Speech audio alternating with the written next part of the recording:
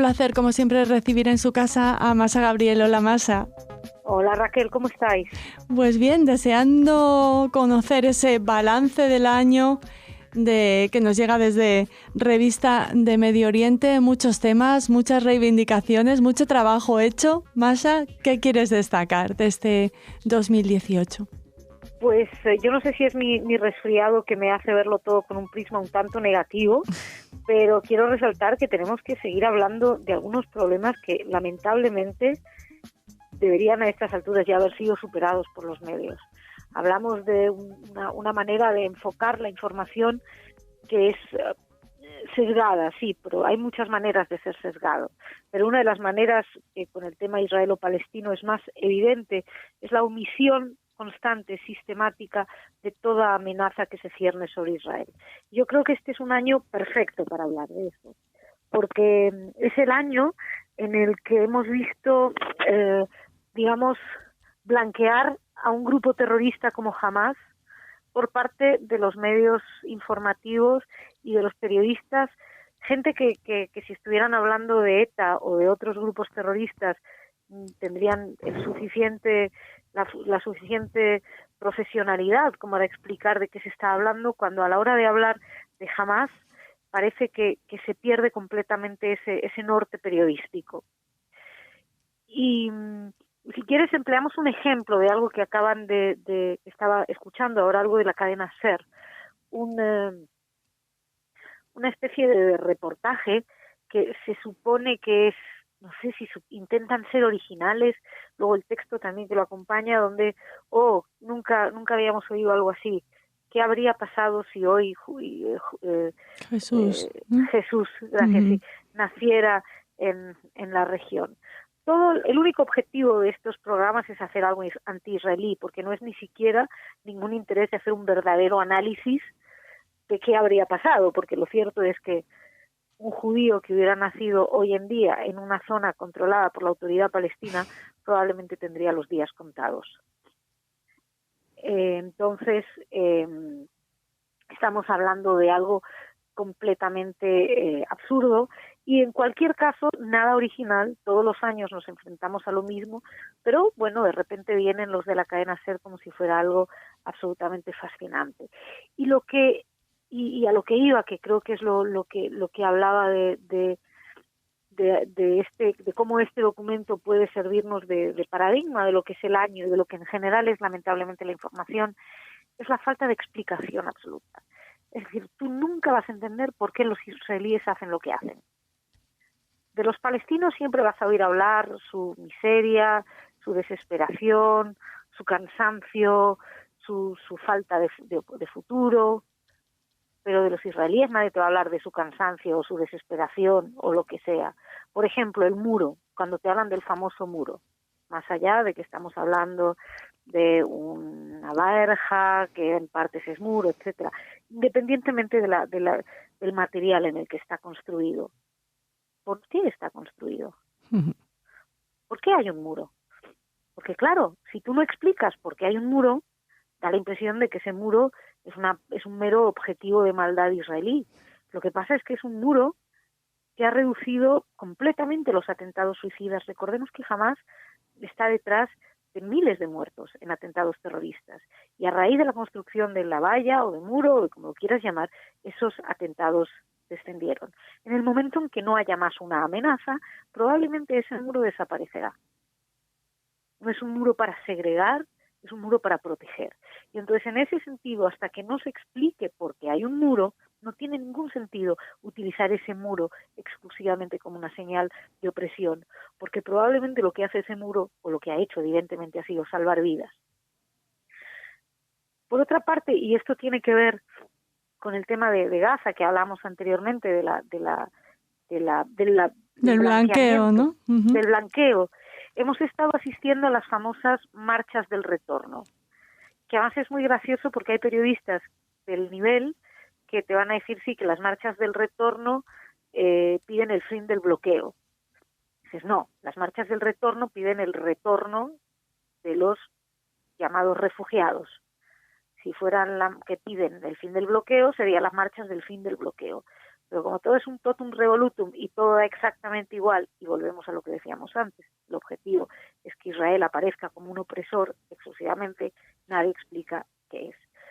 Porque lo importante de la marcha del retorno es qué significa el retorno. Cuando los palestinos te están hablando del retorno de los refugiados, no te están hablando del retorno real de los que se hayan ido, que no sé cuántos miles quedarán, sino que te están hablando de lo que ellos llaman retorno, pero bueno, que es mandar a unos 5 millones de descendientes, ¿no? De los palestinos que salieron, de los árabes. Y los descendientes, que salieron. Que, sí, que tan solo para los palestinos es hereditaria la condición de refugiado, y es mandarlos a Israel. ¿Eso qué supondría? El fin del Estado judío, porque habría una mayoría de ciudadanos árabes.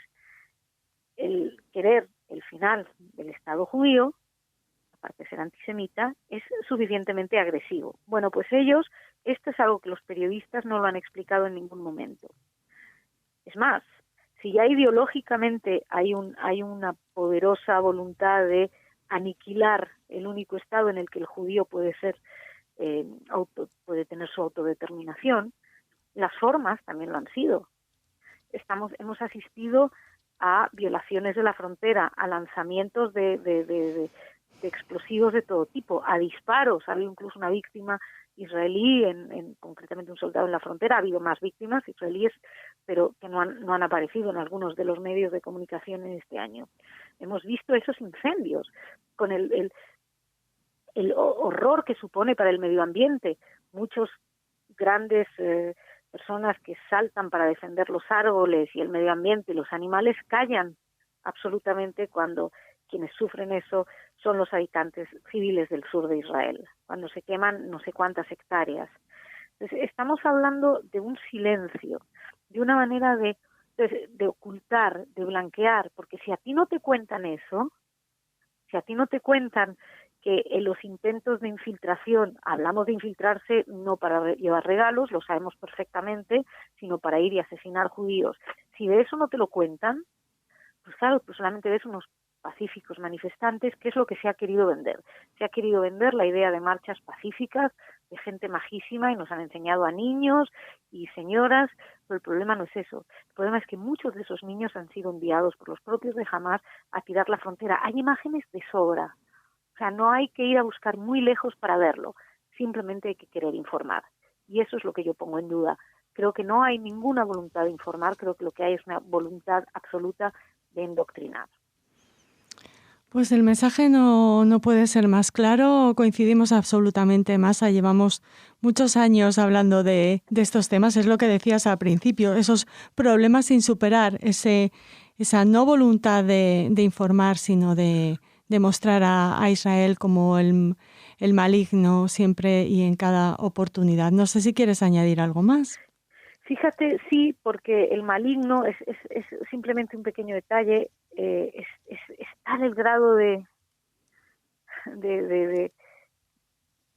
falta de profesionalidad, porque ya más allá de la ideología, el problema es la falta de profesionalidad.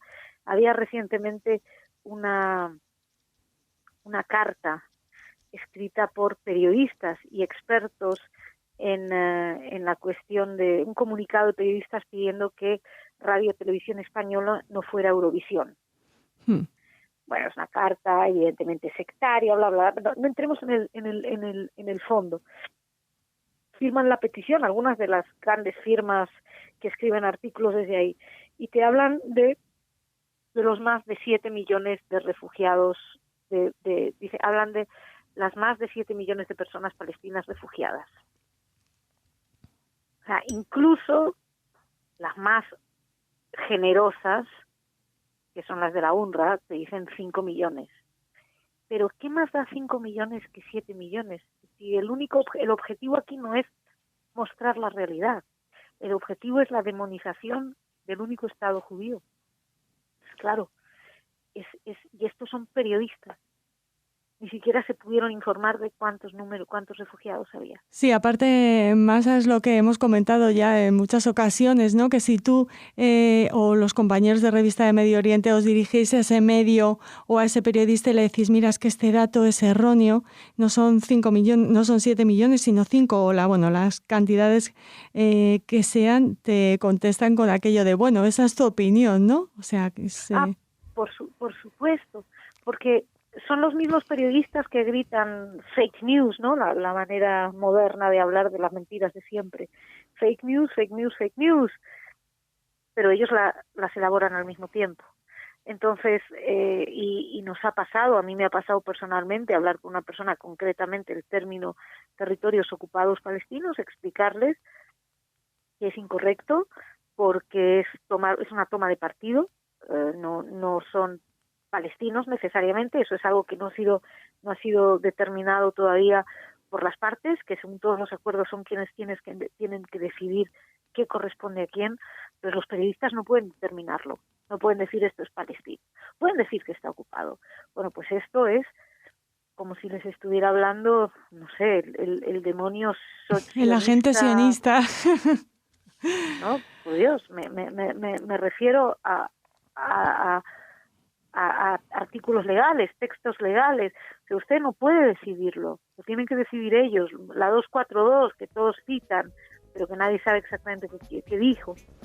En fin, es muy difícil porque además, como bien dices, convierten todo en una cuestión de emocionalidad y de opiniones. Incluso los datos terminan siendo únicamente convertidos en una cuestión opinativa o sentimental. Yo siento que son 7 millones, creo que podría ser el resumen, ¿no? Como quiero que sean 7 o siento que son 7, pues tendrán que ser 7. Bueno, confiemos, recemos para que el año que viene los periodistas quieran ir al gimnasio, algunos periodistas, no generalicemos, algunos periodistas quieran ir al gimnasio, ponerse a dieta y informar con rigor sobre Oriente Próximo. Masa. Efectivamente, me encanta esto, no solamente que quieran ponerse en forma y perder kilos, sino también que quieran informar bien. Eso, y aprender inglés. Bueno, Masa, bien entramos. te agradecemos muchísimo que nos hayas atendido en estos días en los que estás, sabemos, muy ocupada, y esperamos hablar contigo muy pronto. Un abrazo muy grande y muy feliz año, y pronto, la semana que viene, la seguimos.